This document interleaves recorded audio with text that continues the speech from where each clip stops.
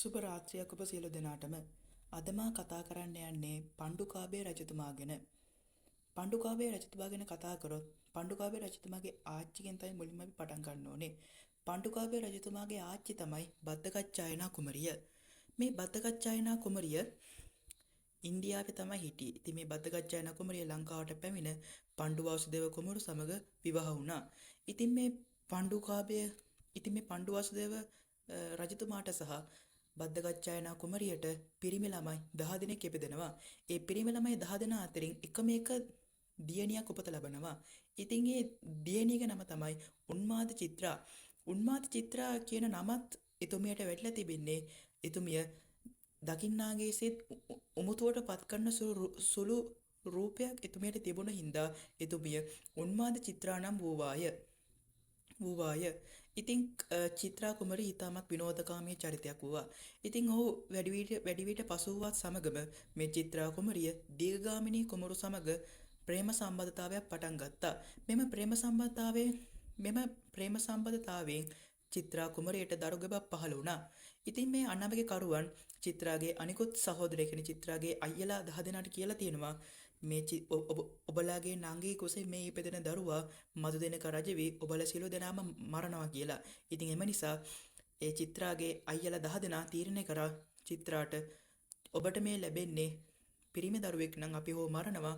හැබැයි ඔබට මේ ලැබෙන්නේ ගැහැණු ළමෙක් නම් අපි හොව මරන්නේ නැහැ කියලා. නමුත් චිත්‍රා කුමරියට ලැබුණේ පිරිමි දරුවෙකින්ද ඒ චිත්‍රා කුමරිය ඒ පිරිමි දරුවාව ඒ රාජමාලිගාවේ සේවය කර දාසියෙක් ගතේ යෙව්වා. ඉතින් ඒ දාසිය මිහින්තලාවට නොදුරින් පිහිටි දොරමඩලාව නම් ප්‍රදේශයේ ගෙන ගියා. ඉතින් මේ ඒ දාසිය ඒ පණ්ඩුක කියන කුමරුව කුඩේ දමාගෙන එම යනකොට එතන හිටිය චිත්‍රාගේ අයියලා දෙන්නෙක්. ඉතින් අයියලා දෙන්න ඒ දාසියෙන් ඇහුවා කුඩේ මොනවද තියෙන්නේ කියලා.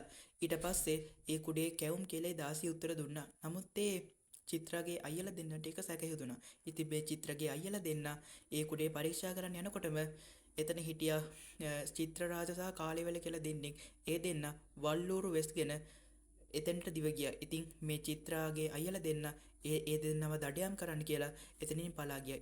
ඉතින් එම නිසා පළමු වරට පණ්ඩුකාභය කුමරුගේ ජීවිතේ බේරුණා. ඉතින් පණ්ඩුකාභයගේ ජීවිතේ දෙවරක්ම බේරුණා. නමුත් ඒ දෙවරක් මට මතක නැති හින්දා මම ඒ දේ පවසන්නේ නැත.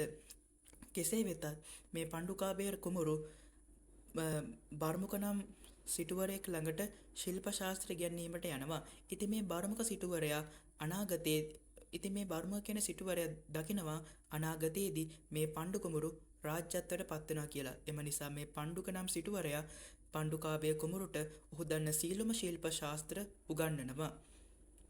ඉන්පස්සේ ඒ කියන්නේ ආරක්ෂකයෝ සංවිධානය කිරීම ඒ වගේ දේවල් බොහොමයක් කරනවා. ඊට පස්සේ පණ්ඩුකාභය කුමරු තමාගේ අම්මා වුණු චිත්‍රා කුමරියගේ අයියලා 10 දෙනා, ඒ කියන්නේ පණ්ඩුකාභය කුමරුගේ මාමලා 10 දෙනා ඔහු පණ්ඩුකාභය කුමරු මරා පණ්ඩුකාභය කුමරු රාජ්‍යත්වයට පත් වෙනවා.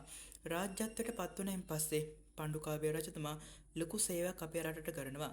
පණ්ඩුකාභය රජතුමා තමයි අපේ රටේ පළවෙනි වැව වුණු බසවක්කුළම් වැව නිර්මාණය කරන්නේ. ඒ වගේම එතුමා අනුරාධපුරයේ තම අගනුවරක් කරවා රාජ්‍යත්වයට පත් කරේ. ඉතින් එතුමා තමයි අනුරාධපුර රාජධානියේ පළවෙනි රජතුමා බවට පත් වුණේ පණ්ඩුකාභය රජතුමාය.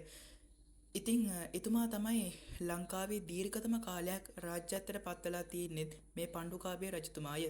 එතුමාගේ රාජ්‍ය කාලය වසර 70කි.